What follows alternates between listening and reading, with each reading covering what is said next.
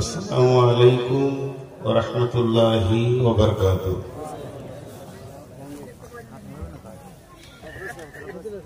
अल्हम्दुलिल्लाह नहमदुहू व नस्तईनुहु व नस्तगफिरुहु व नु'मिनु बिही व नतवक्कलु अलैहि व नऊज़ु बिल्लाहि मिन शुरूरि अनफुसिना ونعوذ بالله من شرور أنفسنا ومن سيئات أعمالنا من يهده الله فلا مضل له ومن يضلله فلا هادي له وأشهد أن لا إله إلا الله وحده لا شريك له وأشهد أن محمدا عبده ورسوله الذي أرسله بالحق بشيرا ونذيرا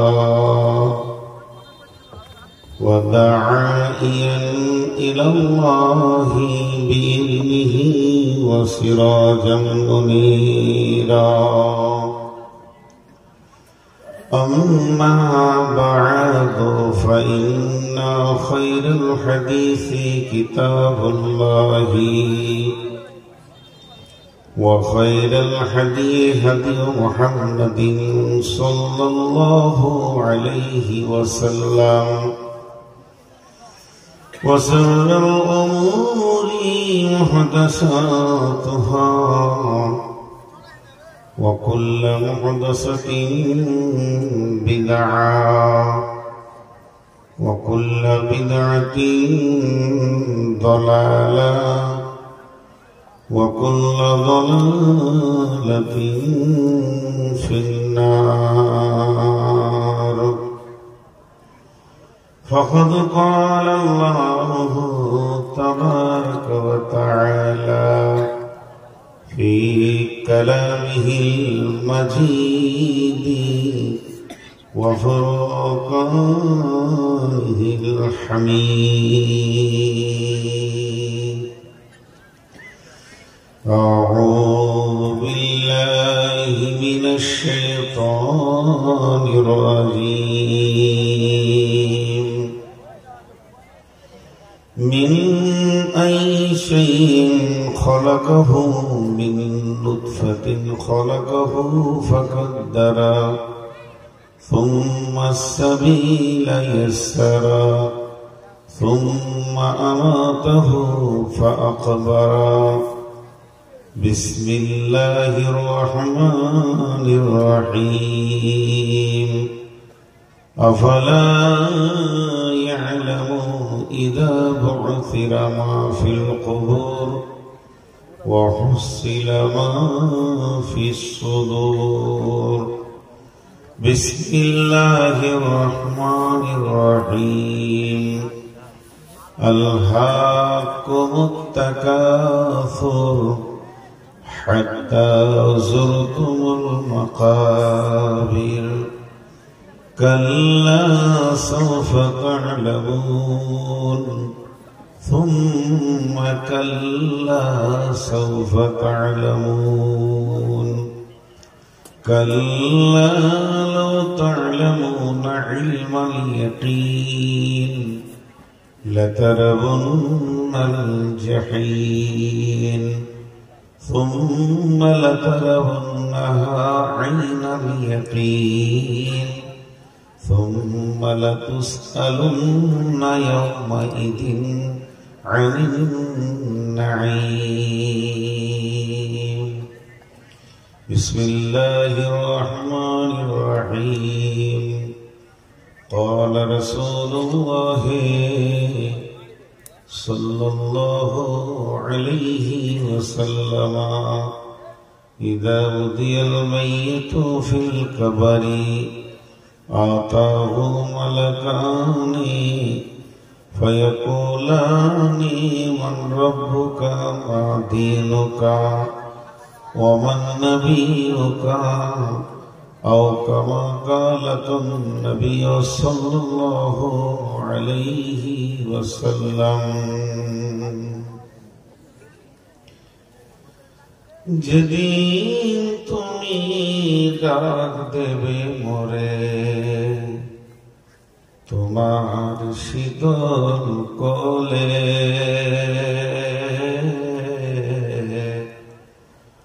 ঘুমায় পড়িব তোমারই বক্ষে সারা বিশ্বের মায়া ভুলে যেদিন তুমি ডাক দেবে মোরে তোমার শীতল কোলে ঘুমায় পড়িব তোমারই পক্ষে সারা বিশ্বের মায়া ভুলে অগো কবর গাহের মাটি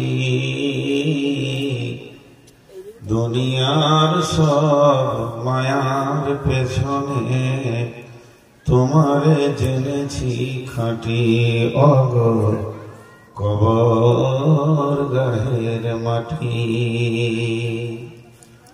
তুমি পেতে দেবে হাই ধুলির আসন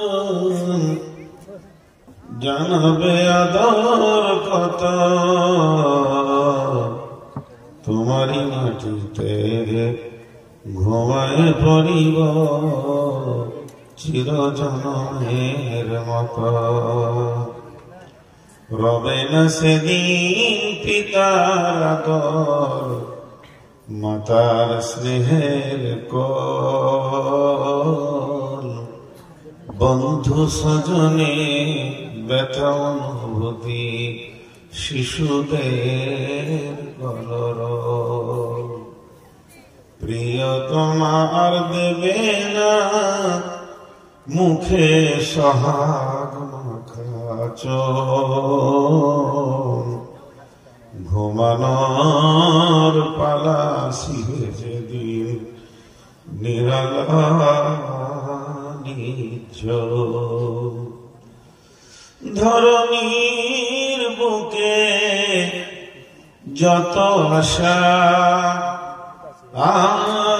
চির সম্পদ যত তোমারই মাটিতে মিশায়া যাবে হাই আমার দেহের মতো কতজনে এসে স্নেহ মমতায় ডাকিবে নামটি ধরে কত বন্ধুর স্মৃতির অস্ত্র ঝরিবে তোমার পরে সারা নাহি পে ফিরে যাবে তারা আমাকে পেছনে রেখে তুমি হাসিবে সবারে কাঁদায়া সবার অশ্রু মেখে একটি সকাল একটি বিকাল কাটেনি যাদের ছাড়া ভাবিতে পারিনি কেমন হাই পর হয়ে যাবে আজ তারা যেমনি একাকি আসিন ভাবে একাকি যাব বিদায় কালে পথের সাথী কোথায় পাব তুমি মোর সাথী চিরজনমের অগ কবর গায়ের ঘাট, কি জানি কখন আসিয়া যাবে সেই অজানা দেশের ডাক। কবর গায়ের মাটি।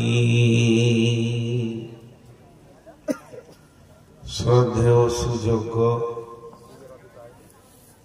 আজকের সবার সভাপতি, উপস্থিত আলেম ওলামা বৃন্দ, সামনে আমার দিনদার ইমানদার মুমিন ভাই সকল ও পর্দা থেকে শুননেওয়ালি মুমিনা মা ও বোনেরা, প্রশংসা আল্লাহর, গুণগান আল্লাহর, গণকীর্তন আল্লাহর, স্তব স্তুতি ভালোবাসা তকদির হায়াত মত রুজি জান্নাত জাহান্নাম ফুলসেরাত আখেরাত সবকিছু আল্লাহর।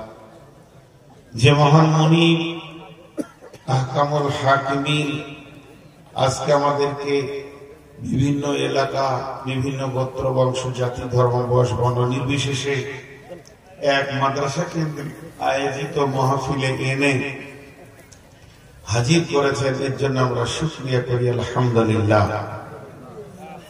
দরুদ ও সালাম বর্ষিত হোক আখিরি পয়গম্বর নবী মুহাম্মদ রাসূলুল্লাহ সাল্লাল্লাহু আলাইহি সাল্লামের উপর। আল্লাহুম্মা আমিন, আল্লাহুম্মা সাল্লি আলাইহি, আল্লাহুম্মা বারিক আলাইহি।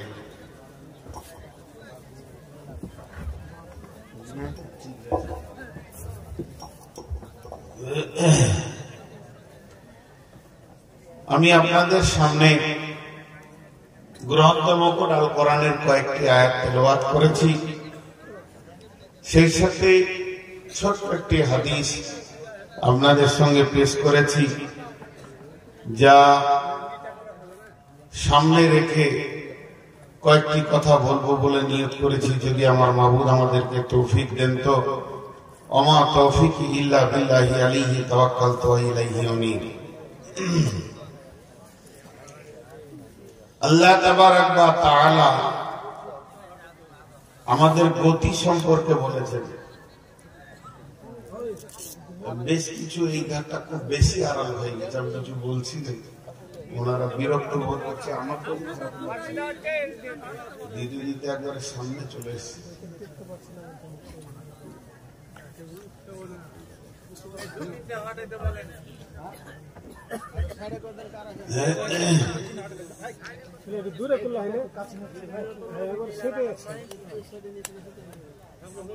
তো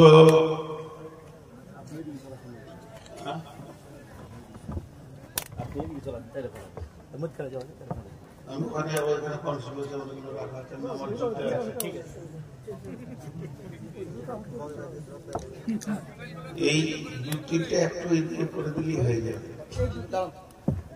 বলছি যাদের আছে ভাই আমাদের অসুবিধা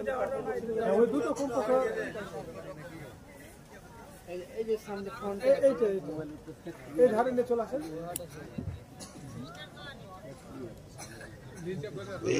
এটা কার? এটা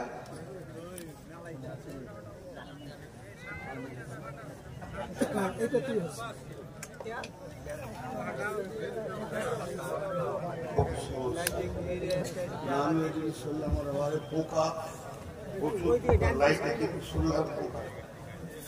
কাল থেকে সব ইউটিউব বন্ধ করে দেব।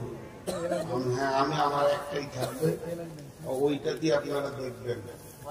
ইউটিউবের নাম হচ্ছে নূর মোহাম্মদ বর্ধমানী, আমার নামই করেছে।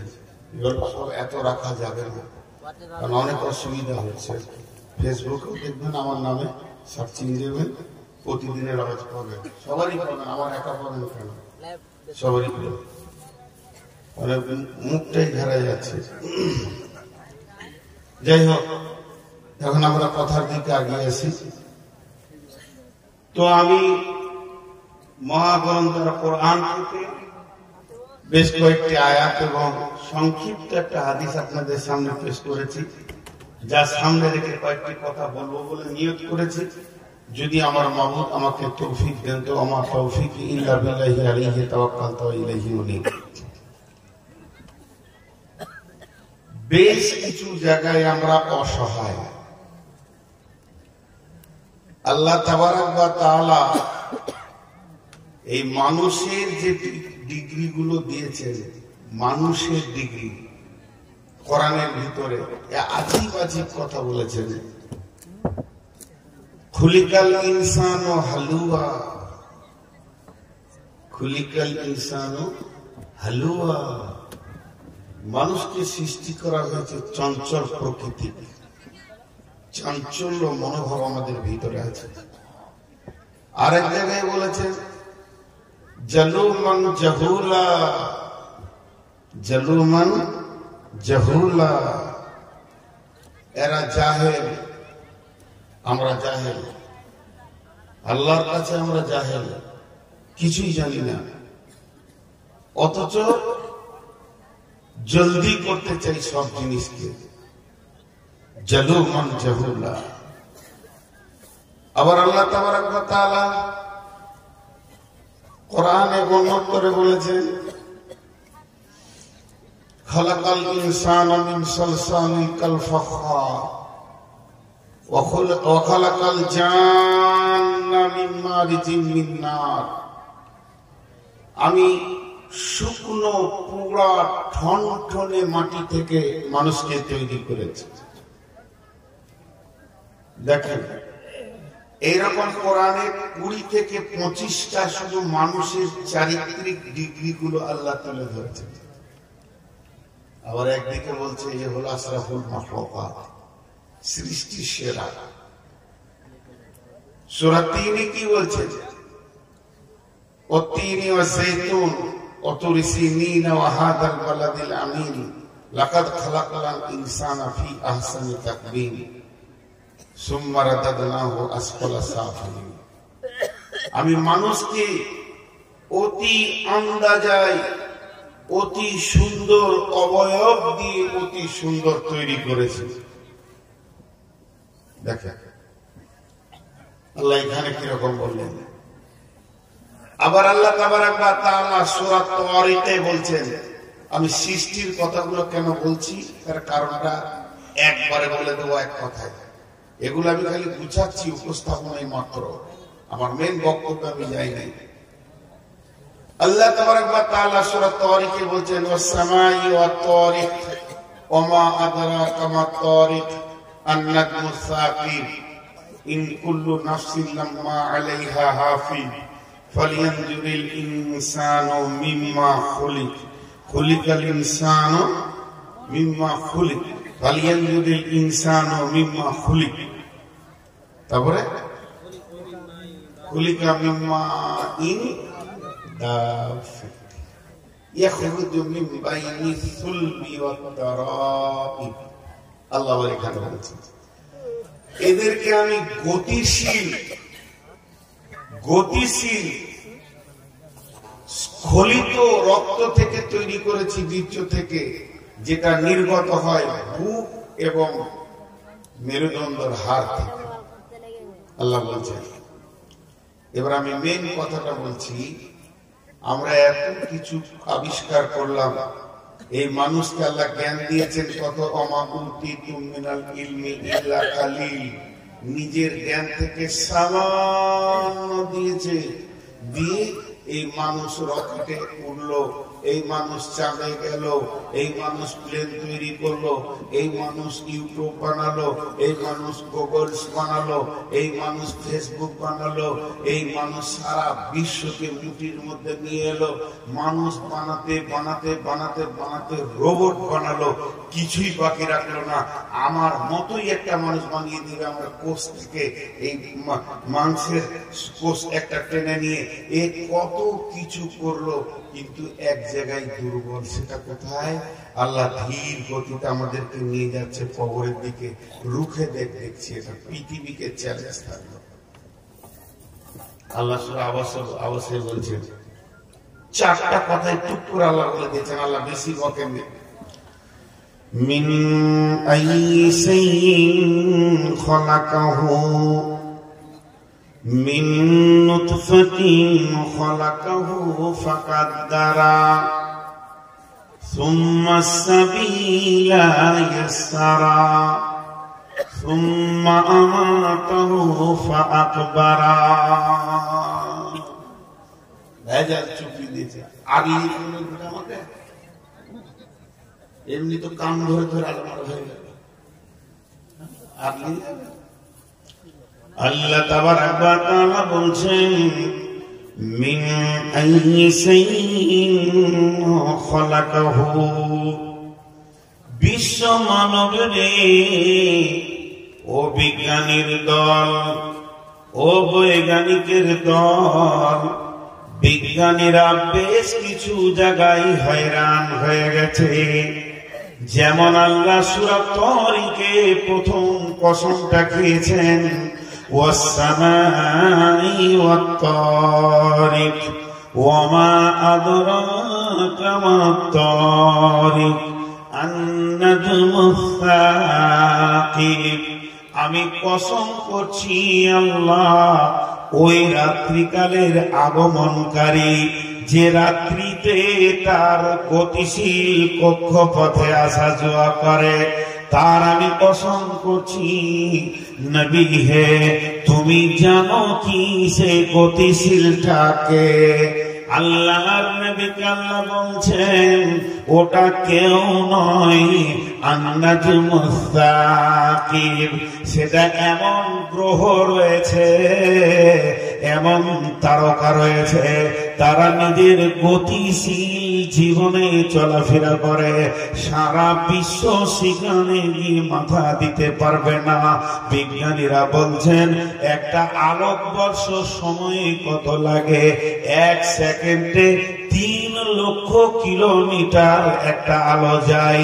একটা সেকেন্ডে 3 লক্ষ কিলোমিটার যায়। আর সেই 3 লক্ষকে মিনিট দিয়ে গুণ করেন, তারপরে তাকে ঘন্টা দিয়ে গুণ করেন।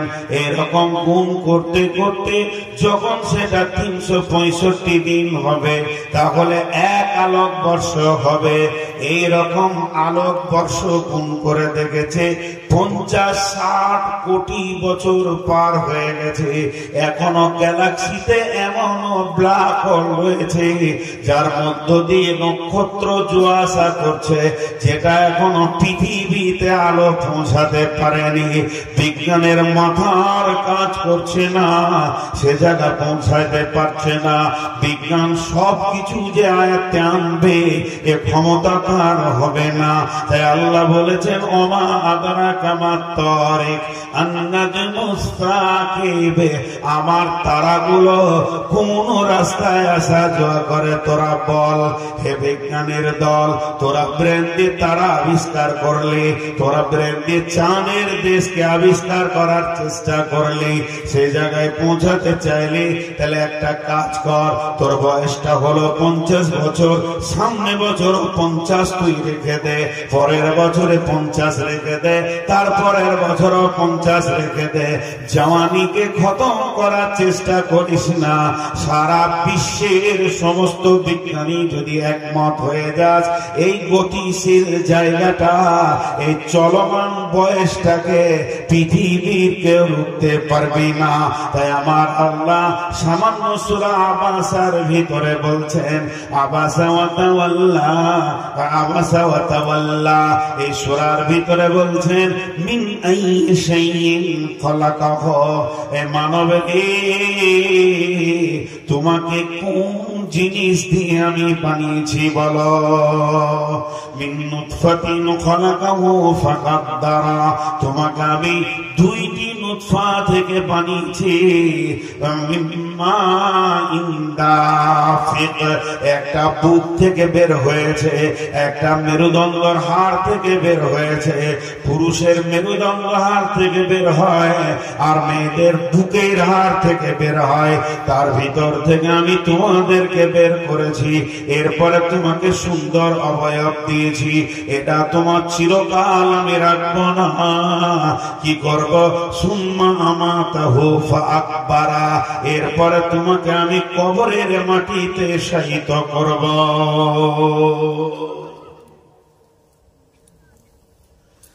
জি, মোরা বিজ্ঞানী পারি শুধু ভাঙা করা কাজ, মোরা বিজ্ঞানী পানি শুধু ভাঙা গড়া কাজ, তোমার সৃষ্টি দেখে মোরা পাইব বড়ই লাজ। সৃষ্টি লয়ের আবিষ্কারক মহাবৈজ্ঞানিক তুমি, আকাশ বাতাস জুড়ে আছে সাগর মরুভূমি।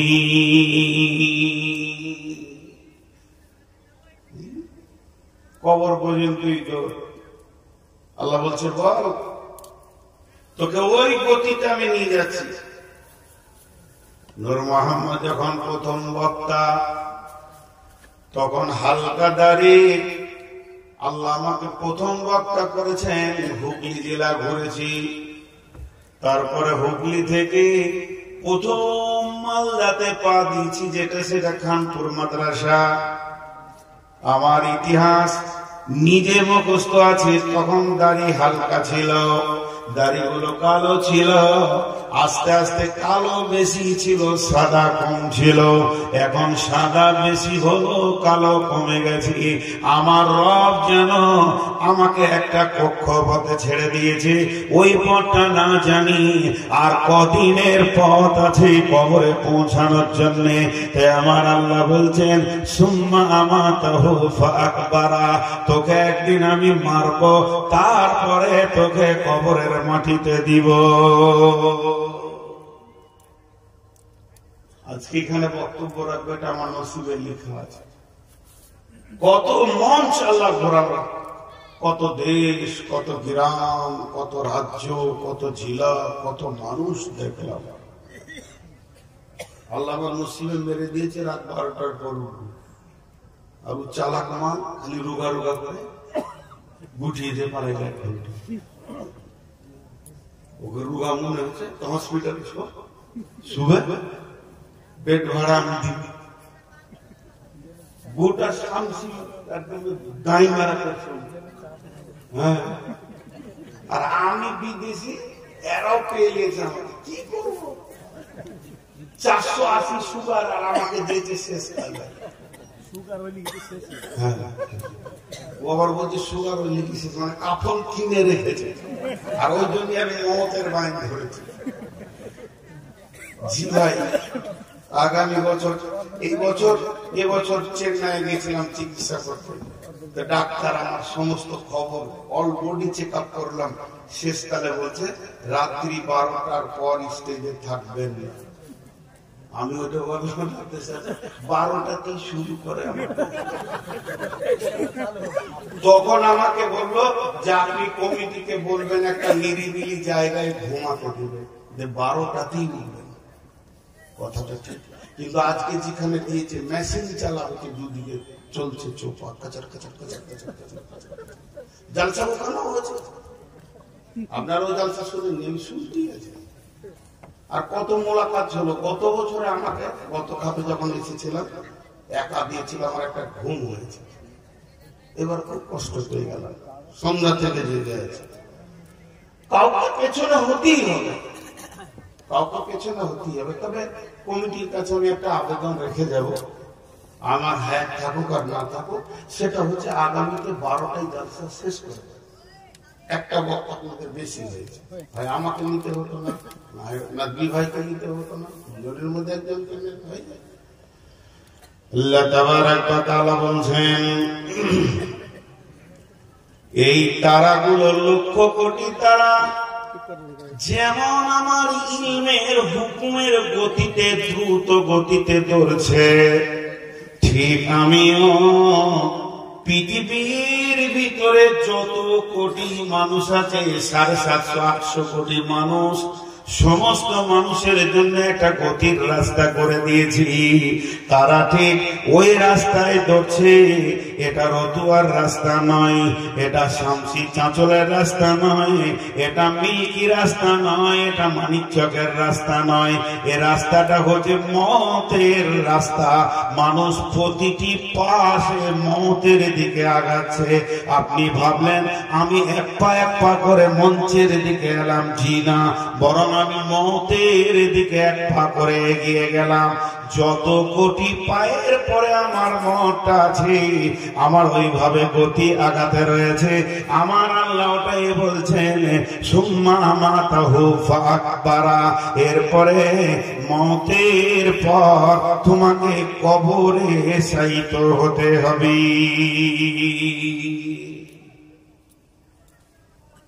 রাত অনেক, লোকগুলো আছে হিন্দুরা একটা মূর্তির পূজা করে, ওর নাম হচ্ছে বামা। তো বামা আবার খেপা নাকি শুনছি, বামা খেপা, তারও পূজা করে। ওরা জানে যে আমাদের দেবতাটা খেপা, তাও পূজা করে। তো আমি একটা উদাহরণ দিচ্ছি আপনাদেরকে। রাত অনেক, এতগুলি লোক বসে আছে, জি তারপরও একটা বিবেকের চেতনা খুলেলেন, প্রতিটি নিঃশ্বাস আমি মওতের দিকে নিয়ে যাচ্ছি। জি ভাই, একটা লোকের ফাঁসির তারিখ হয়ে গেছে। ফাঁসির তারিখটা কি? আগামীকাল সকাল 8টা।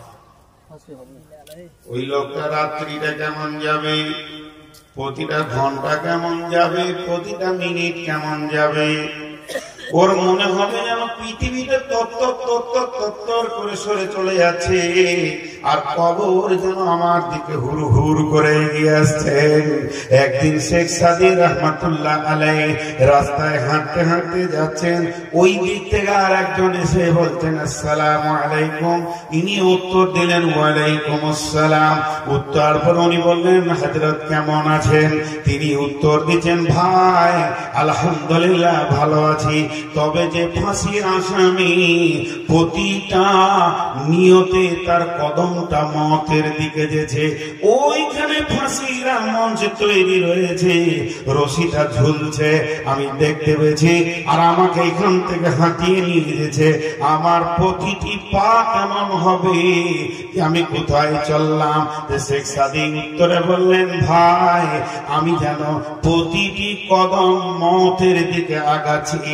একটা ফাঁসির আসামি যে অবস্থায় দুনিয়াতে থাকে, আমি ওই অবস্থায় প্রতিনিয়ত দুনিয়াতে রয়েছি, ওই অবস্থায় রয়েছে। সুলাইমানের নবীর জামানায় এক বাদশা সুলাইমান নবীর কাছে এলো, অনেক কথা তার সঙ্গে হলো। কথা হতে হতে এক সময় বাদশাকে উনি বললেন, আল্লাহ তাবারাক ওয়া তাআলা নবীকে নিশ্চয়ই কোনো খবর করেছেন, নবীর সঙ্গে আল্লাহর খবরের সম্পর্ক থাকে জিবরাইল মারফতে, তো সেগুলো আসেনি। এতটুকুই বললেন যে তোমার মওত হবে সমুদ্র দ্বীপে। তো বাদশা হাসতে লাগলেন, আমি সমুদ্র দ্বীপে যাব না, তা মরবো কেন? সমুদ্রের মাঝে যে দ্বীপ, সেইখানে মওত হবে। তো বাদশা বলছে আমি সেখানে যাব না, তো মরবো কি করে? একদিন গেল, দুদিন গেল, যেতে যেতে বেশ কিছুদিন যখন অতিক্রম হয়ে গেল, তখন বাদশার গায়ে চর্মরোগ হলো, চুলকানি হলো। চুলকায় যত মেডিসিন আছে, বিশ্বের সমস্ত মেডিসিন ওষুধ দিয়ে চুলকানি থামে না। একজন কবিরাজ এসে চামড়া পরীক্ষা নিরীক্ষা করে দেখে বলছে, হুজুর আপনি যতই ওষুধ মাখেন আপনার রোগ ভালো হবে না।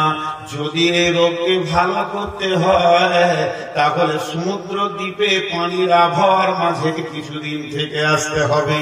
বাদশা ভুলে গেছে সে কথা, সঙ্গে সঙ্গে বলল এক্ষুনি আমাকে জলজাহাজে করে সমুদ্র দ্বীপে পৌঁছিয়ে দাও, আমি সেখানে কিছুদিন থাকবো, নচেত অ্যালার্জি আর আমি সহ্য করতে পারছি না। বাদশাকে তৎক্ষণাৎ পৌঁছিয়ে দেওয়া হলো। যখনই সমুদ্র দ্বীপে পৌঁছালো, আজরাইল এসে বলছে বাদশা তুমি তৈরি হয়ে যাও, যে জায়গায় তোমার পৌঁছানোর কথা তুমি ঠিক জায়গায় পৌঁছে গেছো। তো আমার আল্লাহ ওই জন্য আরো একটা কথা বলেছেন, বিআইয়ি আরজিন মত, তোমার মতটা কোন মাটিতে কোন অংশে তুমি পড়ে থাকবে লাশ হয়ে, আমি ওই জায়গাটাও তোমার কপালে লিখে দিয়েছি। আমি এত বড় মাবুদ, যেমন কোটি কোটি বিলিয়ন মিলিয়ন তারাকে আমি কক্ষপথে চালিত করতে পারি। কেউ রাত্রিতে আসে, কেউ দিনে আসে, কেউ গ্যালাক্সির মধ্যে থাকে, কেউ গ্যালাক্সির বাইরে থাকে, কেউ ব্ল্যাক হোলে কাউকে খেয়ে ফেললো, সে গহ্বর অন্ধকারে চলে গেল। আর যে বাইরে রয়েছে, কিছু তারা পৃথিবী দেখছে, কিছু তারা ভূত দেখছে, কিছু তারা নিপচন প্লুটো দেখছে, সব তারা পৃথিবী দেখতে পাই না। এইভাবে যে আমি বিশ্বটাকে চালাচ্ছি, তেমনি কোটি কোটি মানুষকে, নারী আছে, পুরুষ আছে, শিশু আছে, শিক্ষিত আছে, মূর্খ আছে, কোমর আছে, ছুতর আছে, মেতর আছে, এর ভিতরে আপনার কিনা যারা শ্রমজীবী, বুদ্ধিজীবী, নানা রকম মানুষকে আমি বানিয়েছি, আর তাদের একটা মতের রাস্তা করে দিয়েছি। প্রত্যেকটি মানুষ তার মতের কক্ষপথে পরিচালিত রয়েছে। যেদিন সে মরবে, তারপরের দিন তাকে কবরে শায়িত হতে হবে।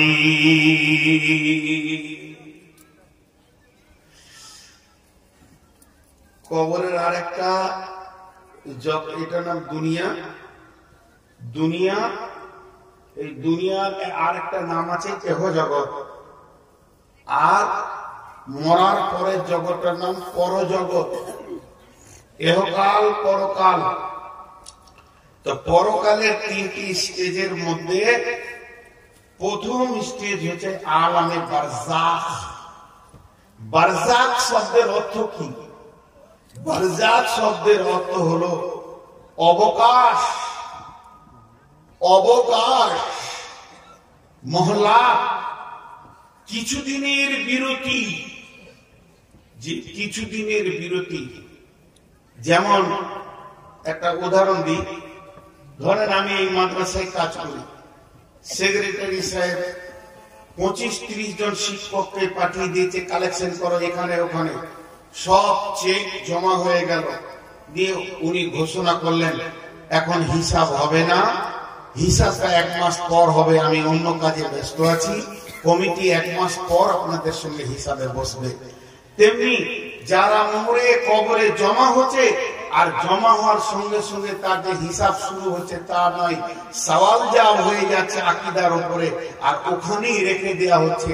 লম্বা অবকাশ দেওয়া হচ্ছে কিয়ামত পর্যন্ত, তারপরে হিসাব শুরু হবে।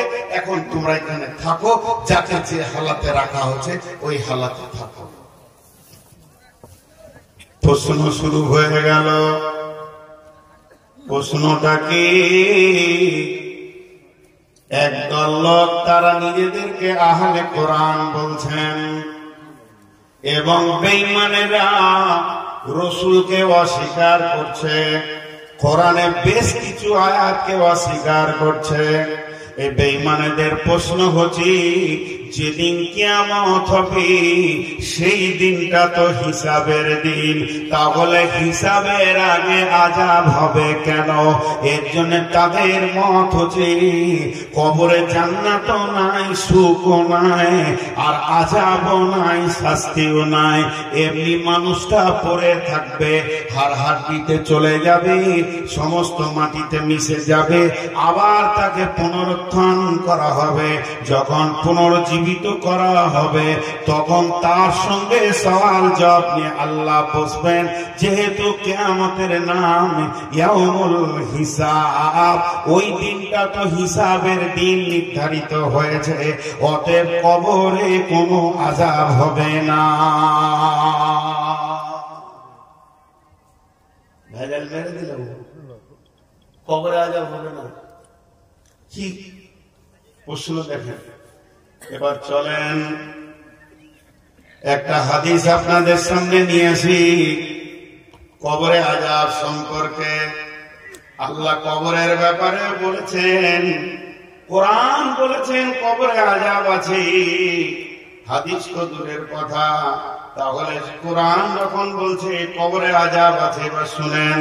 وعن عائشة رضي الله تعالى عنها أن يهودية دخلت عليها فذكرت عذاب القبر فقالت لها عذاب الله من عذاب القبر فسألت عائشة رسول الله صلى الله عليه وسلم عن العذاب القبر فقال نعم عذاب القبر حق فقالت عائشة فما رأيت رسول الله صلى الله عليه وسلم بعد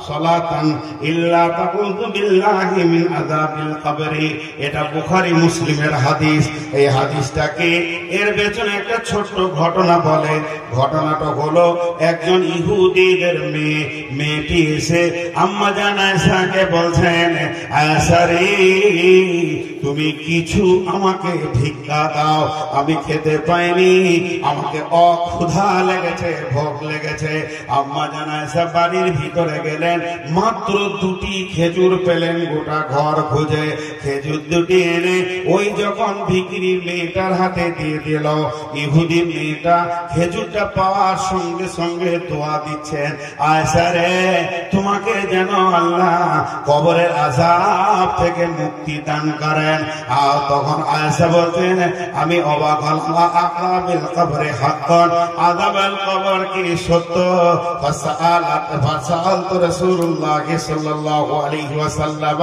আম্মা জান আয়েশা ফাসালাত আয়েশা তো সব প্রশ্ন করলেন কে ফাসালাত আয়েশা তো আয়েশা বলতেন আমি প্রশ্ন করলাম কাকে রাসূলুল্লাহ সাল্লাল্লাহু আলাইহি ওয়াসাল্লাম কে ইয়া রাসূলুল্লাহ আযাবুল কবরে কি কবরের আযাব হবে নাকি ওয়াকাল রাসূলুল্লাহ সাল্লাল্লাহু আলাইহি ওয়াসাল্লাম আযাবুল কবরে হাক্কুন কবরের আযাব সত্য কবরের আযাব সত্য তখন আম্মা জান আয়েশা বলছেন আমি দেখেছি আমি দেখেছি নবীজিকে ফাসাল্লা সালাতান ইল্লা আতাউযু বিল্লাহি আযাবিল কবরি এমন একটা নামাজ নাই যে নামাজের শেষে আল্লাহর নবী কবরের আযাব থেকে মুক্তি চাননি আমি দেখেছি তিনি ফরজ নামাজ হোক সুন্নত হোক নফল হোক যে নামাজই পড়েছে প্রত্যেকটি নামাজের শেষে কবরের আযাব থেকে তিনি মুক্তি চেয়েছেন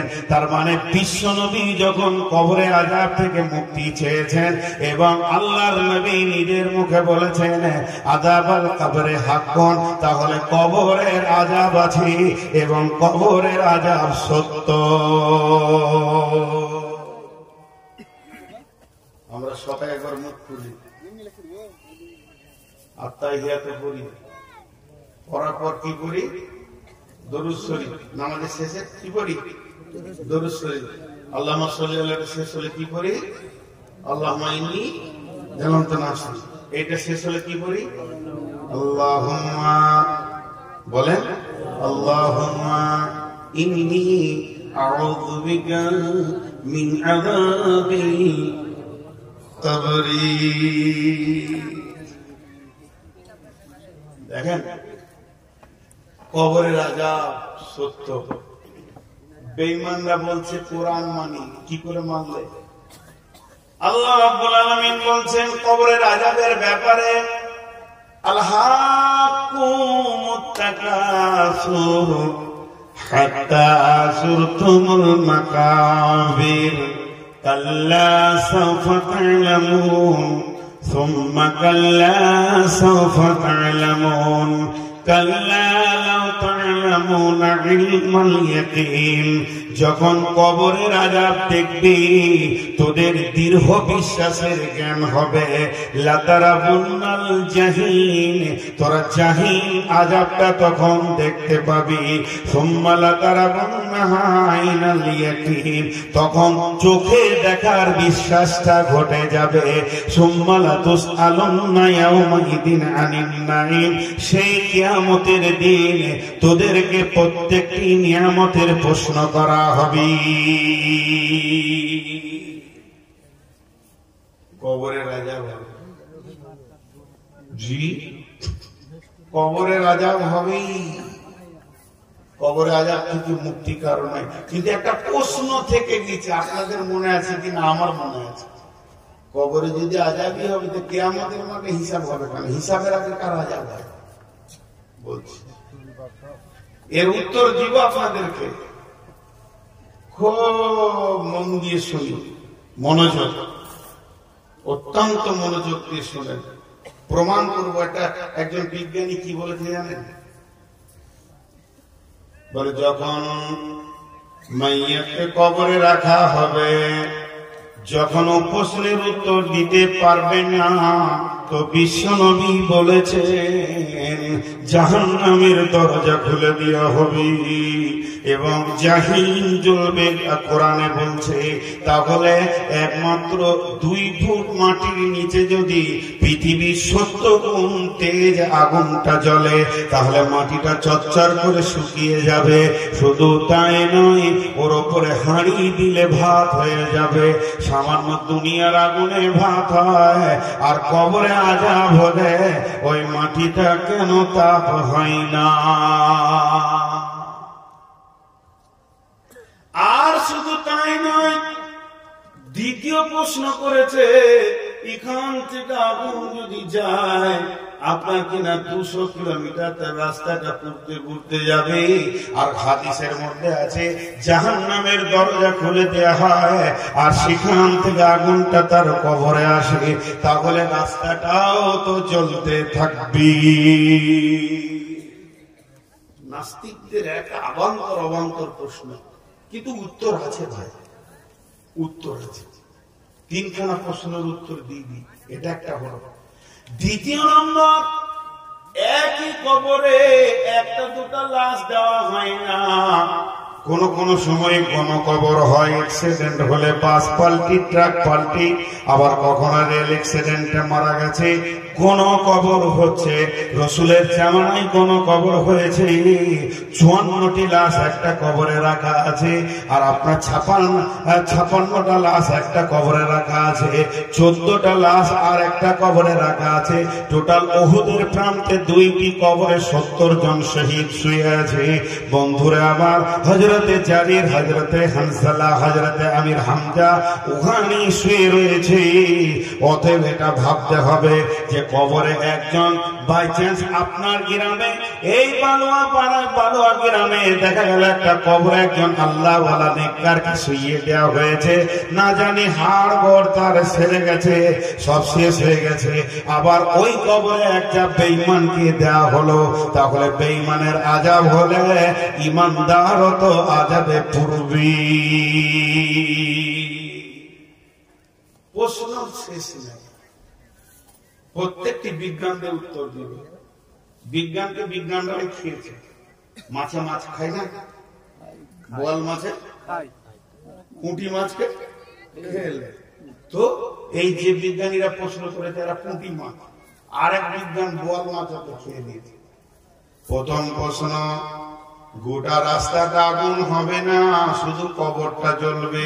বিজ্ঞানীরা বলছে পাগলের দল, একবার ভেবে দেখ, ওই ফারাক্কার তাপবিদ্যুতে ওখানে বিদ্যুৎ উৎপন্ন হচ্ছে, গোটা রাস্তাতে বিদ্যুৎটা আসে, তোর ঘরে হিটারে আলো জ্বলছে, আগুন জ্বলছে, ভাত হচ্ছে, এর জন্য রাস্তাটা পুড়ে না। গোটা হিটারটা জ্বলে তোর ঘরে ভাতকে ফুটিয়ে দিল, কিন্তু কেবলটা হলো প্লাস্টিকের, এটা গলছে না। তাহলে জানতে হবে যদি বৈজ্ঞানিক এভাবে এতটা তাপকে আনতে পারে, তাহলে আমার রব জাহান্নাম থেকে আগুন কবরে পৌঁছাতে পারবে না? পারবে না। নাম্বার 2 প্রশ্ন, এতটা তাপ যদি হয় তাহলে উপরের মাটি কেন শুকায় না? বিজ্ঞানরা একটা কেমিক্যাল তৈরি করেছে, যে কেমিক্যালটা কোনো মানুষকে, কোনো প্রাণীকে এইভাবে যদি মেসেজ করে দেয়া হয়, 1 বোতল কেমিক্যাল নিয়ে আসেন, তারপর আমার গোটা বডিটা যেন এক তিল এক চুল বাদ না থাকে মেসেজ করে দেয়া হয়। কেমিক্যালটা যখনই মাখানো হয়ে যাবে, ওই লোকটার গায়ে একবার খালি বিদ্যুৎ লাগিয়ে দিতে হবে, 2 বার নয়, মাত্র 1 সেকেন্ড নয়, শুধু ঠেকিয়ে ছেড়ে দিলে চামড়াটা যেমন কার তেমন থেকে যাবে, চামড়া নষ্ট হবে না। আর ভিতরের বডিটা ওই সেকেন্ডের ভিতরে ছাই হয়ে একদম গুঁড়ো হয়ে যাবে। তাহলে একটা মানুষ যদি কেমিক্যাল দিয়ে ভিতরকে পুড়িয়ে পরিষ্কার করে দিয়ে দেখাতে পারে আর ওপরটা ঠিক আছে, তো আমার রব কবরকে কাঁচা রেখে মুর্দাকে আযাব দিতে পারবি? পারবে না? জোরে বলেন। এবার বলেন, নেককার বদকার একই ভিতরে শুয়ে আছে, তাহলে আযাব হলে তো আর একজনের হবে? বলে জি না, একটা লেপের ভিতরে দুই ভাই শুয়ে আছে, স্বামী স্ত্রী দুই আছে, একই কম্বলের ভিতরে দুইজন আরাম করছে। গভীর রাত্রিতে একজনকে বাগে তাড়ছে, ঘুমিয়ে স্বপ্ন দেখছে, সে পেরেশান হয়ে দৌড়ছে, পারছে না, একদিকে বাঘ একদিকে সাপ। আর একজন স্বপ্ন দেখছে সে নেগড়া আম খেছে, নেগড়াটা ভালো লাগছে না, ফজলি খেছে, বাগানে ঘুরছে।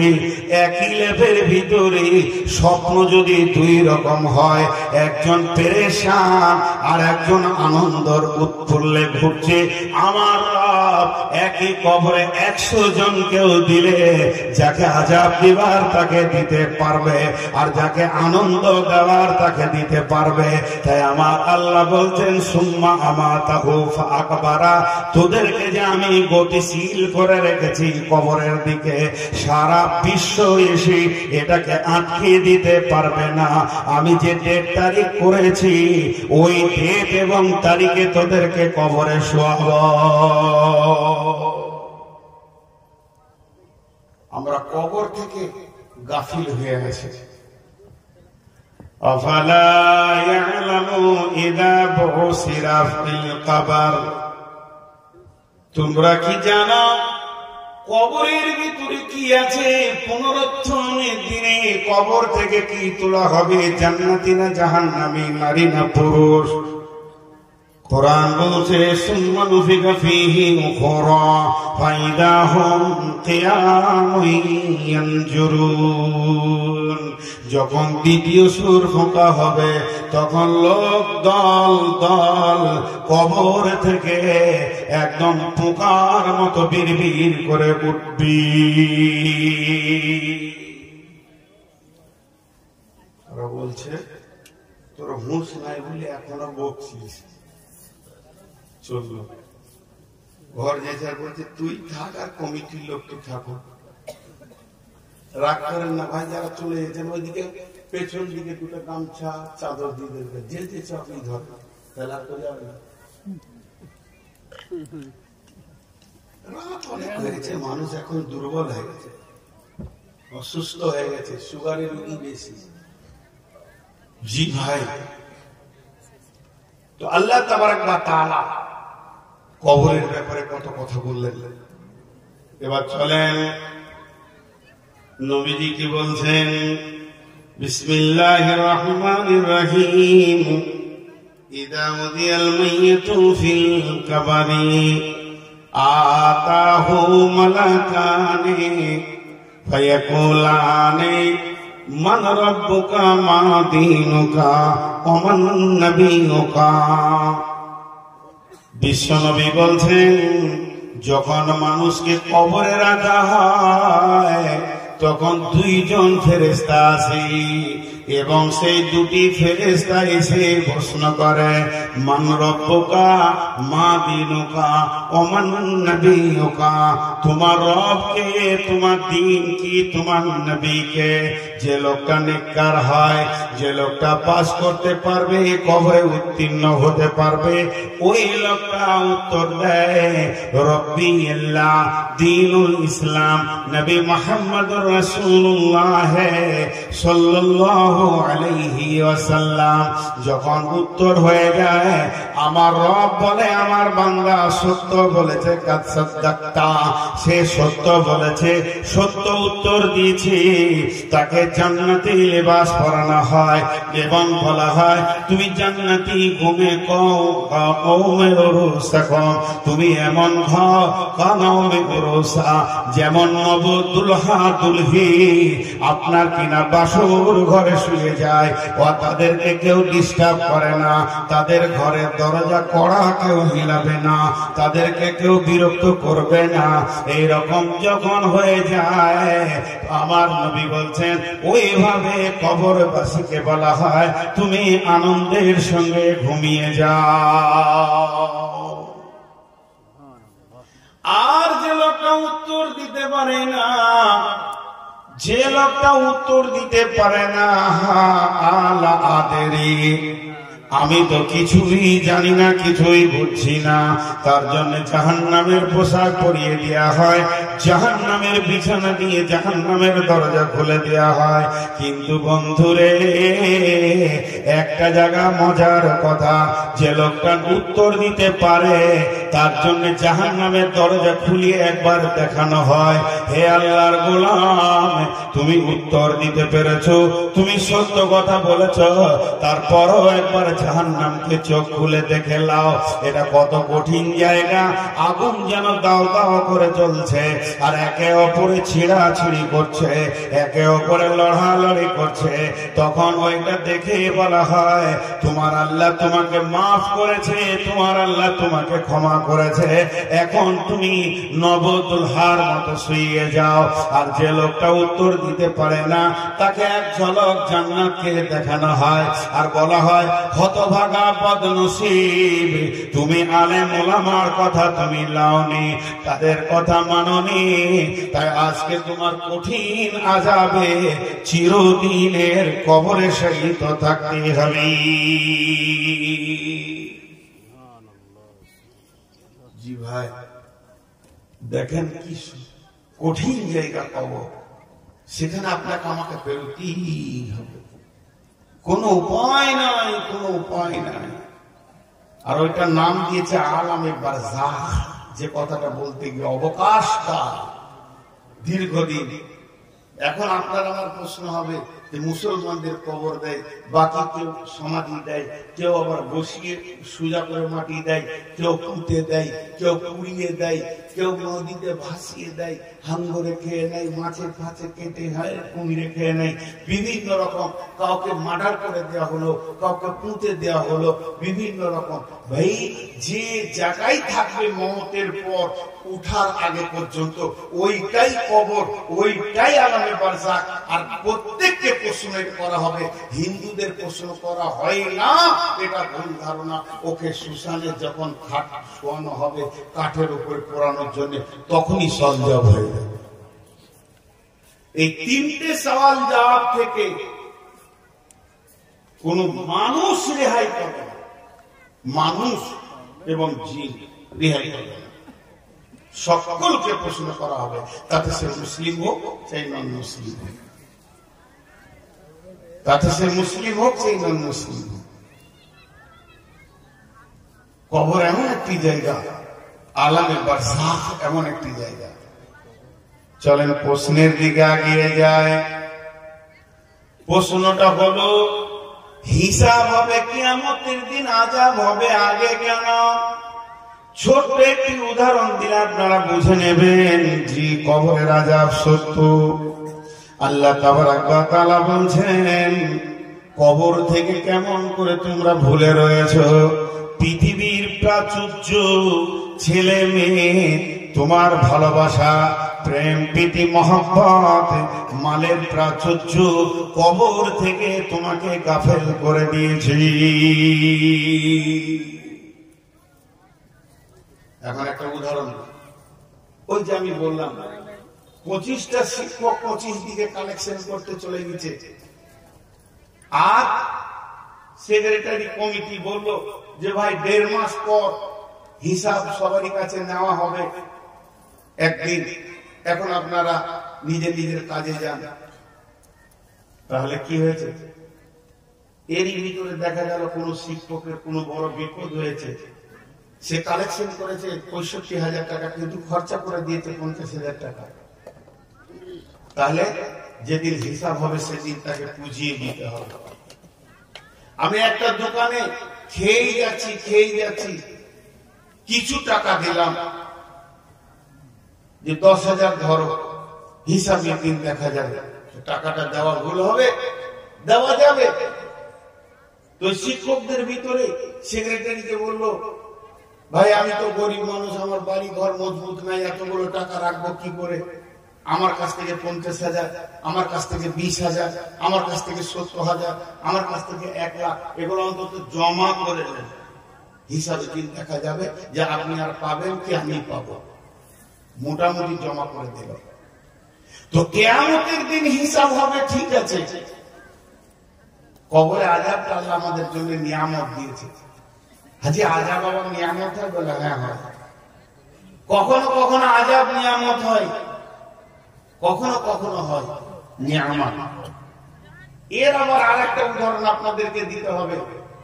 এই বালুগ্রামে মার্ডার হয়ে গেছে, 20 জন ছেলেকে পুলিশ তুলে নিয়ে গেছে। তার মধ্যে একটা গরিবের ছেলে আছে, মাস্টার্স পাস করেছে। ছেলেটা খুব ভদ্র, নামাজ রোজা করে, কাউকে একটা মাথা উঁচু করে উঁচু নিচু গালি দেয় না, এত ভদ্র ছেলে। এলাকায় কেন গোটা মালদা জেলায় নাই। চাকরি হয়ে গেছে, অ্যাপয়েন্টমেন্ট লেটার চলে এসছে, জয়েন্টিং হতে 3 দিন বাকি আছে। সকলে আনন্দিত, যখন জয়েন্ট হাই স্কুলের সে মানে স্কুলের শিক্ষক হিসেবে জয়েন্ট হবে, সব মা বাপ আনন্দিত। 3 দিন আগে তাকে তুলে নিয়ে গেছে পুলিশে, গোটা গাঁ হাই হাই করছে, সবাই ভালোবাসে। এমপি কে ডেকে পাঠালো ফোনে, দিয়ে বলছে স্যার আমাদের গায়ে রফিকুলকে পুলিশে নিয়ে গেছে, ভালো ছেলেটা। এমপি বলছে সত্যি ভালো? বলে হ্যাঁ ভালো। গিয়ে দেখছে থানাতে লকারে ভরা, 20 জনের মধ্যে ও একজন। যাই রফিকে দেখায়, এমপি ওকে বের করে কলারটা ধরে গালে 2টা থাপ্পড় মেরে দিয়ে বলছে, তুই কেন যেখানে সেখানে থাকিস, পুলিশে তুলে নিয়েছে। 2টা চর দিয়ে থানার বলবো, বলছে স্যার এর নামটা কেটে দেন। প্রশাসন লালবাজার থেকে ফোন করে বলছে নামটা কেটে দেন। এই যে 2টা চর মারলো, এই চরটা ওর জন্য আযাব না আনন্দ? আনন্দ। কেস হলো না, বেঁচে গেল।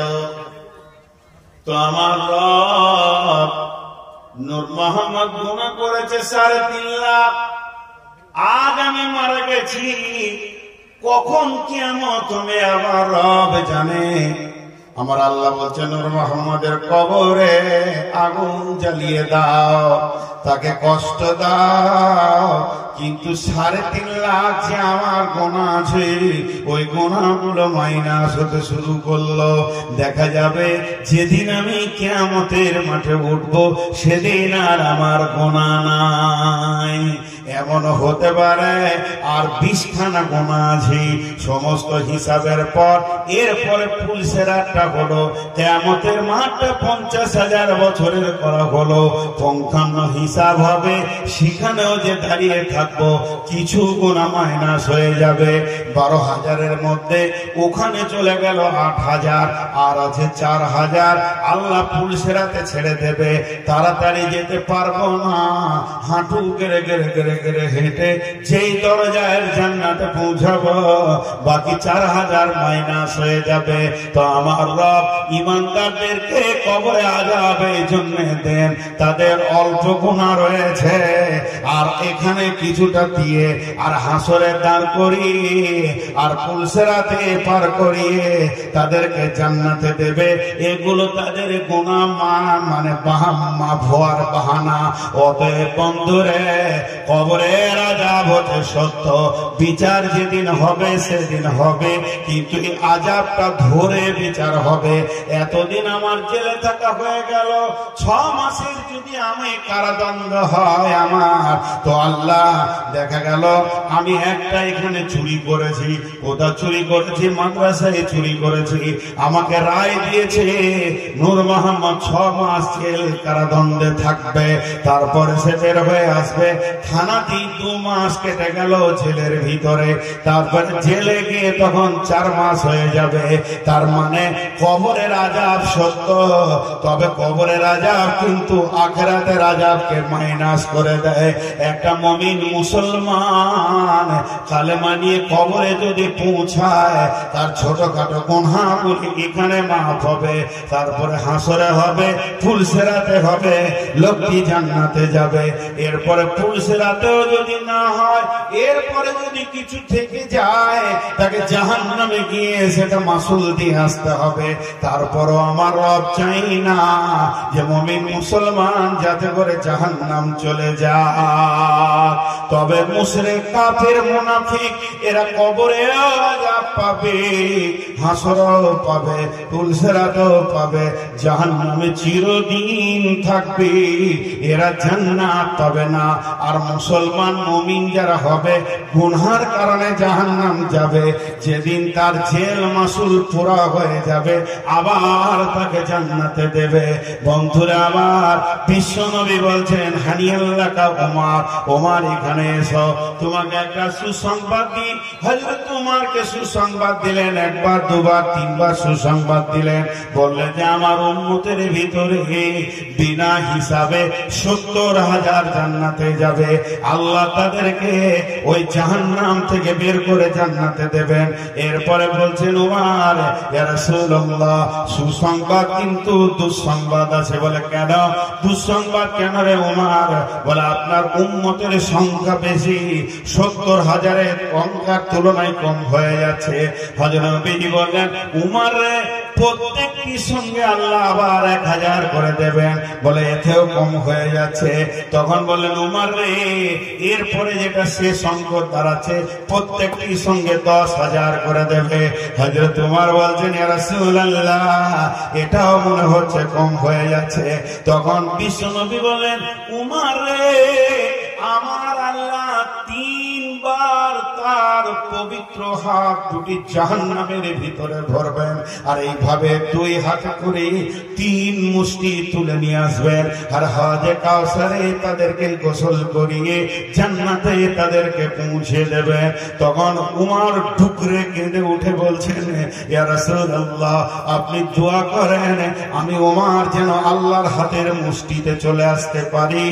আর আল্লাহ নবী বললেন, যখন আল্লাহ 3 মুষ্টি নিয়ে আসবে জাহান্নাম থেকে বের করে, তখন 4 দিনে ক্ষুদ্রতম কালেমা আছে, আল্লাহকে বিশ্বাস করেছে, রসুলকে বিশ্বাস করেছে, ওই লোকটা আর জাহান্নামে থাকবে না, সে জান্নাতে চলে আসবে। অতএব বন্ধুরে, কবরের আযাব হচ্ছে সত্য।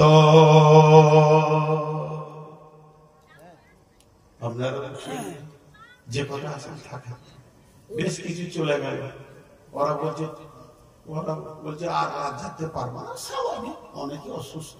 আর এখন যত দিন গেছে মানুষ তত দুর্বল হচ্ছে, আয়ুও কমছে, দুর্বল হচ্ছে, আয়ু কমছে। এখন সুগার সবারই, খালি মেপে দেখেনি তার। যদি সুগার আর বিনা সুগারের ভোটের ব্যালটে হয় তা আমরা এমপি হয়ে যাবো। আমরা সুগার পার্টি বেশি আছে। আমাদের দিকে যদি চা খেতে হয় তা কি বলতে হয়? চা বিনা চিনি, সুগার। আর বাংলাদেশে কি বলে জানেন? স্টাইল খুব ছোট পাড়া দেশ, আর ছোট পাড়া মাথা দিয়ে পাহাড়ে ঠেস মারে, ওদের স্টাইল খুব।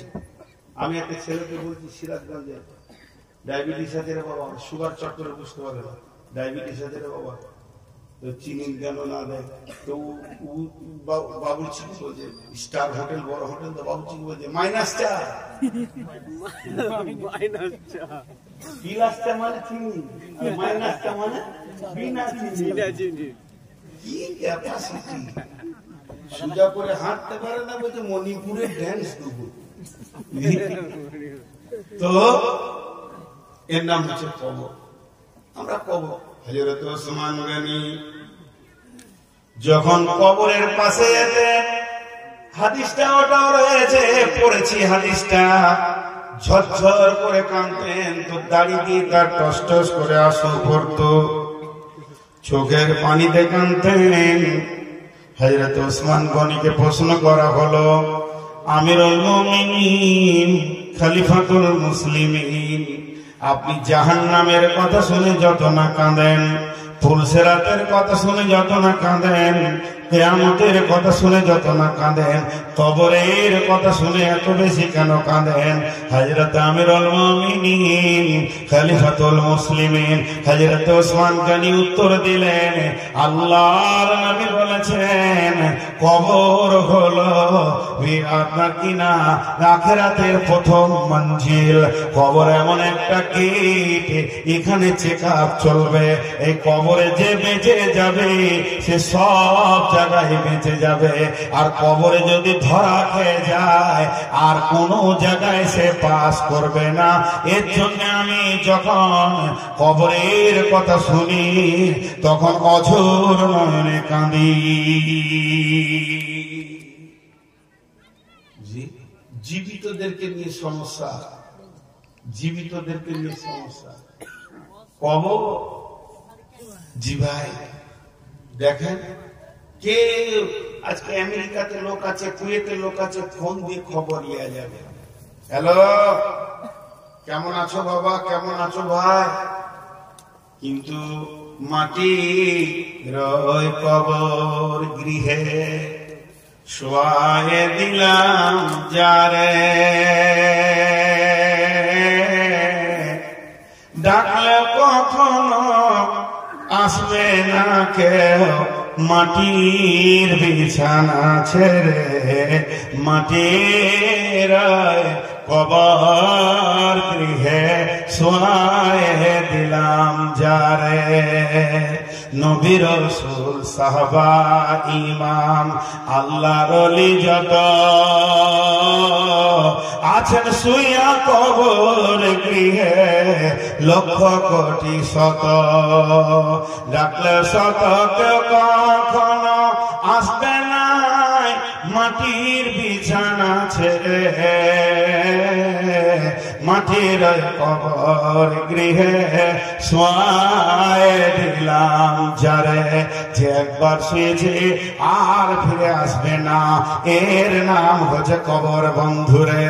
অতএব দেখেন, যখনই আপনি কবরস্থানে যাবেন আল্লাহর নবী বলছেন যাও, যদি বেড়াতে মন যায় আমরা সিঙ্গাপুর যাই, বেড়াতে মন গেলে দুবাই যাই, বেড়াতে মন গেলে আমরা চলে যাই দার্জিলিং, গ্যাংটক, হাজার হাজার টাকা খরচা করি উড়িষ্যা যাই, আমরা সমুদ্র সৈকত দেখতে যাই, বিভিন্ন জায়গায় ঘুরি।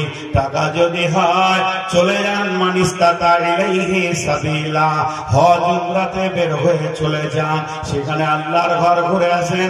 আর টাকা যদি না থাকে তাহলে একটা কাজ করেন, এই আমলটা আমি আপনাদেরকে দিচ্ছি, গভীর রাত্রিতে উঠে একবার গোরস্থানে বাপের কবরের পাশে দাঁড়িয়ে দেখবেন কেমন হৃদয়টা হবে। আমি নিজে কখনো কখনো বিকালে বেড়াতে যদি যায় কবরস্থানের দিকে ঘুরে ঘুরে বেড়ায়, আর মানুষের মতো বিন বিন বিন বিন করে আমার মন বলে এরা কোন আশায় এখানে শুয়ে আছে, আর কে মহব্বত করে এদেরকে ধরে রেখেছে, পৃথিবী এদেরকে বিয়োগ করে রেখেছে, কেনই বা কি আশাতে শুয়ে আছে। বন্ধুরে, কবর দেখলে আলাদা জ্ঞান হবে। আর কবরস্থানে গিয়ে আপনি আমি বলবো আসসালামু আলাইকুম ইয়া আহলাল কবরে ইয়াগফিরুল্লাহু লানা ওয়া লাকুম ওয়া আনতুম সালাফুনা ওয়া নাহনু বিল আসরি।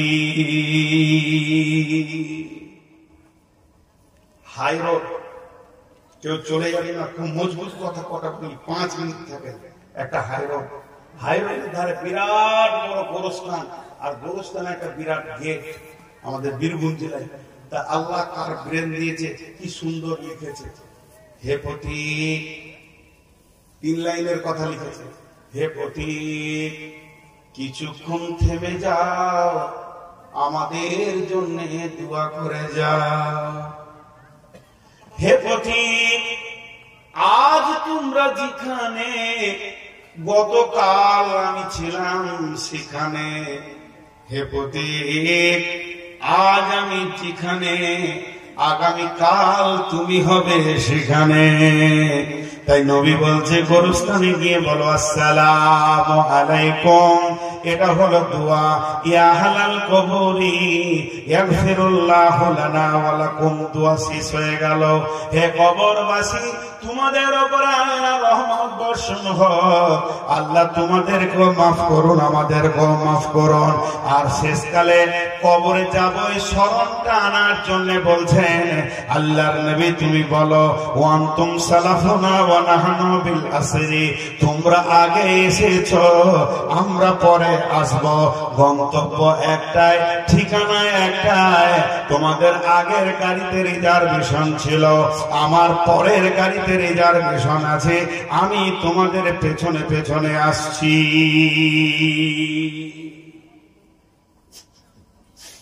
জি, কত দামি কথা বলছেন কবি। ওর নামটা কি? জসিমউদ্দিন পল্লী কবি একটা কবিতা লিখেছে না, কবর। কত বড় কবিতা, 120 লাইন। জি, এইখানে তোমার দাদির কবর, ডালিম গাছের তলে 30 বছর ভিজায় রেখেছি দুই নয়নের জলে। এতটুকু তারে ঘরে এনেছিল, সোনার মতন মুখ, পুতুলের বিয়ে ভেঙে গেল বলে কেঁদে ভাসাই তবু। এখানে ওখানে ঘুরিয়া ফিরিতে ভেবে হইতাম সারা, সারা বাড়ি ভরি এত সোনা মোর ছড়াইয়ে দিল কারা। সোনালি ও সাই সোনা মুক্তার আমার নয়নে ভরি, সোনালি ও সাই সোনা মুক্তার আমার নয়নে ভরি। নাঙ্গল লইয়া খেতে ছুটিতাম গায়ের ওই পথ ধরি, যাইবার কালে ফিরে ফিরে তারে দেখে লইতাম কত। এ কথা লইয়া ভাবি সব মরে তামাশা করিত কত। জানি না কখন এমনি করিয়া জীবনের সাথে মিশে ছোটখাটো হাসি ব্যথা মারে হারা হয়ে গেল দিশে। বাপের বাড়ি যাইবার কালে কহিত দরিয়া পা, আমারে দেখিতে যাইও কিন্তু উজান তলির গা। শাপলার হাটে তরমুজ বেচে 6 পয়সা করে দাঁড়ি, পুঁতির মালা এক ছড়ি নিতে কখনো হইত না দেরি। 1.5 পয়সার তামাক এবং মাজল লইয়া গাঁটে সন্ধ্যা বেলায় ছুটে যাইতাম শ্বশুর বাড়ির বাটে। হেসনা হেসনা দাদু সেই তামাক মাজন পেয়ে, দাদি যে তোমার কত খুশি হতো দেখতিস যদি চে। নত নেড়ে নেড়ে কহিত হাসিয়া, এতদিন পরে পরপানেছে আমি যে হেতায় কেঁদে মরে আঁখি জলে। আমার ছাড়িয়া এত ব্যথা যায় কেমন করিয়া হায়। কবর দেশে তো ঘুমায় রয়েছে নিঝুম নিরালায়, হাত জোর করে দোয়া কর দাদু, এ খোদা দয়াবান, এ খোদা দয়াবান, আমার দাদির তরতে যেন গো বেহেশতে নসিব হয়। তারপরে শূন্য জীবনের কাটিয়েছি যত পারি, যেখানে যাহারে জড়াইয়ে ধরেছি সেই শুধু চলে গেছে ছাড়ি। শত কাফনের শত কবরের অঙ্ক হৃদয়ে আঁকি, গুনিতে গুনিতে ভুল করে গুনি সারাদিন রাত জাগি। এই মোর হাতে কোদাল ধরিয়া কঠিন মাটির তলে গাড়িয়া দিয়েছি কত সোনা মুখ নয় চোখের জলে। মাটিরে আমি বড় ভালোবাসি, মাটিতে বিষয়া মুখ। আয় আয় দাদু গলাগলি ধরে কেঁদে যদি হয় শোক। এইখানে তোর বাপজি ঘুমায়, এইটা যে তোর মা, কাঁদছিস তুই কি করবি দাদু, পরাণ যে মানে না। সেই ফাল্গুনে বাপ যে তোর এসে কহিল মোরে ডাকি, বাজানের মোর আজকে আমার শরীর কি যেন করে থাকি থাকি। গোরের কাফনে সাজাইয়ে তাহারে চলিলাম যাবে বয়ে, তুমি যে কহিলে বাজারের মোর কোথায় যাও দাদু লয়ে। তোমার কথার উত্তর দিতে কথা থেমে গেল মুখে, সারা দুনিয়ার যত ভাষা ছিল কেঁদে ফিরে গেল দুঃখে। তোমার বাপের নাঙ্গল চোয়াল 2 হাতে জড়ায় ধরি তোমার মাঝে কত কান্দিত সারাদিন মান ভরি পথ দিয়ে যেতে গেয় পথিকেরা মুছিয়া যাইত চোখ চরণে তাহাদের কাঁদিয়া উঠিত গাছের পাতার শখ আফলে দুটি জোয়ান বলদ সারা মাঠ পানে চাহি হাম্বার বেতে বুক ফাটাইত চোখের জলে বুঝি নাহি গলাটি তাদের জড়াইয়ে ধরে কাঁদিত তোমার মা চোখের জলে গহীন সাহারে ডুবায় সকল গা উদাসিনী সেই পল্লী বেলায় নয়নের জলে বুঝি কবর দেশেতে অন্ধকার ঘরে পথে ছিল খুঁজি তাই সে জীবনের প্রথম বেলায় ডাকিয়া আনিল সাজ হাই অভাগিনী আপনি মরিল মরণ বিষের তাজ যাইবার কালে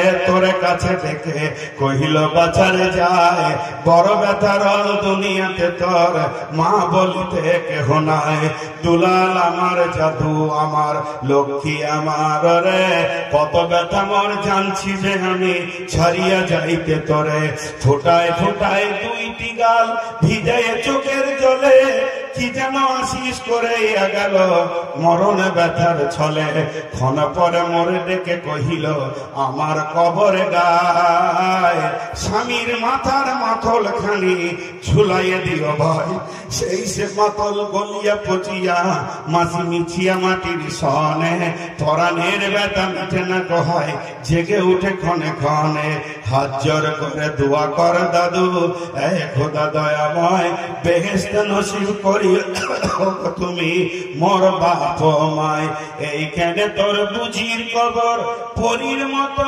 মেয়ে বিয়ে দিয়েছিলাম কাজীদের বাড়ি বুনিয়াদি ঘর পে এত আদরের বুঝে তাহারে ভালোবাসিত না মোটে হাতেও যদি না মারিত শত মারিত ঠোঁটে খবরের পর খবর পাঠাত দাদু যেন কালে এসে 2 দিনের তরে নিয়ে যেয় মরে বাপের বাড়ির দেশে শ্বশুর তাহার কষায় চামার চাহি ছাড়িয়া দিতে অনেক কইয়া আনিলাম তাহারে সেবারে এক শীতে সেই সোনা মুখ মলিন হয়েছে ফুটে না সীতায় হাসি কালো দুটি চোখে রইয়া রইয়া অশ্রু উঠিত ভাসি বাপের মায়ের কবরে বসিয়া কাটাইত যেন দিন কি যেন তার পরাণে বাজিছে মরণ তাজের বিল কি যেন পচানো জ্বরেতে ধরিল আর উঠিল না ফিরে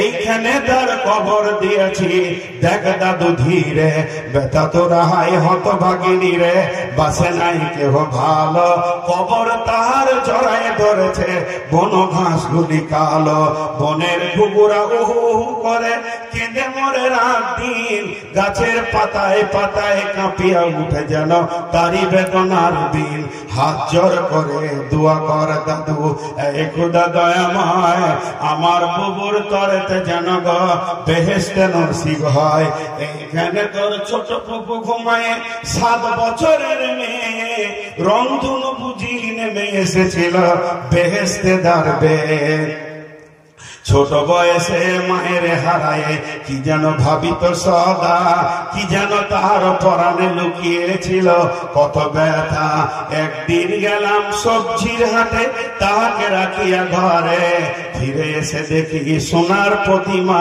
লুটায়ে পথের পরে সেই সোনা মুখ গোল গাল হাত সকলই তেমনি আছে কি যেন সাপে দংশন পেয়ে মা আমার মারা গেছে আপন হস্তে সোনার প্রতিমা কবরে দিলাম গাড়ি দাদু ধর ধর বুক ফেটে যায় আর বুঝি নাহি পারি এইখানেতে আরো কাছে এইখানে আই দাদু কথা কষ না গো জাগিয়া উঠাবে ঘুম বলা মোর জাদু ওই দুর্বনে সন্ধ্যা নামিছে ঘন আবিরের রাগে অমনি করিয়া লুটায় পড়িতে বড় সাদ আজ জাগে মসজিদ হতে আজান হাঁকিছে বড় সে কি করুণ সুর মোর জীবনের রোজ কিয়ামত ভাবিতেছি কত দূর হাত জোর করে দোয়া কর দাদু এই খোদা রহমান বেহেশত নসিব করিও গো তুমি যত আছে মৃত্যু ব্যথিত প্রাণ। কবি জসিমউদ্দিন অনেকগুলি লাইন ছাড়া গেছে। কবি জসিমউদ্দিন কবর নিয়ে বলতে চাইছে, একটা বংশকে আমার শরীরে যদি উই পোকা দিয়ে দেন, যখন কবর আমি চলে যাব আপনি চলে যাবেন, পোকাতে মাংসগুলো খেতে খেতে খেতে খেতে খেতে খেতে খেতে খেতে একদিন শেষ করে মাটিতে পরিণত করে দেবে। বিশ্ব মানব কুল যেটা রয়েছে এটাকে কবর একটা একটা একটা একটা একটা করে শেষ করে নিয়ে চলে যাচ্ছে। এর জন্য কবি তো বলছে যে কবর যেন ফ্যামিলিকে জিরো করে দিল। অতএব বন্ধুরে, কবর একটা কঠিন জায়গা। জি, কবর একটা সাংঘাতিক জায়গা, যে জায়গায় একবার গেলে আর কেউ ফিরে আসে না। আপনাকেও যেতে হবে, আমাকেও যেতে হবে। বিধায় যতটি লোক বসে আছেন, আপনারা একবার আমার সঙ্গে মুসাফা করেন, 1-2 করে আর উঠতে হবে না। আমাদের সকলকে আল্লাহ কবরের আযাব, কবরের সওয়ালকে আসান করে দেন। জোরে বলেন আমিন। কবরের আযাব থেকে মুক্তি দান করেন, আমিন। একজনও উঠবেন না কিন্তু, বাইক ছেড়েছি তাই আপনারা উঠছেন। अजीब ব্যাপার, যে লোচে ছেড়ে লোক বসে লাড়া কাটাকে ভাত দিয়ে ঠেসে ঠেসে এতক্ষণ আমি বকলাম, সবাইকে টাকা দিলেন, আমাকে দিচ্ছে না। উঠবেন না কেন? একজনও উঠবেন না। আল্লাহ রাস্তে বলছি, আল্লাহর গোলাম, সেই কবরের নাজাত পাওয়া যায়। সূরা হাদীদের ভিতরে আছে, জাহান্নামে গিয়ে মানুষ দান করতে চাইবে, কোরআন আছে ইয়াউমা লা ইয়াখুযু মিনকুম ফিদিয়াতুন, তোদের কাছে আজকে নেওয়া হবে না। যেদিন চা হয়েছিল সেদিন তুমি দাওনি। অতএব যতগুলি লোক আছেন, যতটি লোক আছেন, আর যতটি আমার মা আছেন, বোন আছেন, হাতগুলোকে ধরে বলছি, একবার আমার সঙ্গে হাতটা লাগিয়ে দাও। বাবা মারা গেছে, মরার কথাই বলছি, জাহান্নামের কথাটা আমিও মরবো। বাবা মারা গেছে, বাবার জন্য মাশাআল্লাহ। আর কে আছেন ভাই? খালেদুর রহমান 2000। একজন চলে যাবে না, কিছু লাগবে। আব্দুল কাইয়ুম 500। আচ্ছা, আমি একবার সালাম দিচ্ছি, আপনারা উত্তর দেন। আসসালামু আলাইকুম। এবার কিন্তু মুসাফা দাঁড়ানোর যেগুলো লেখা আছে ওগুলো পরে হবে। চিড়িয়া पिंजरा में हो उसको लेके आया, जो मैदान में खुले देन, खुले देन। আসেন গো, চলে যায় না ভাই আমার। মা বোনেরা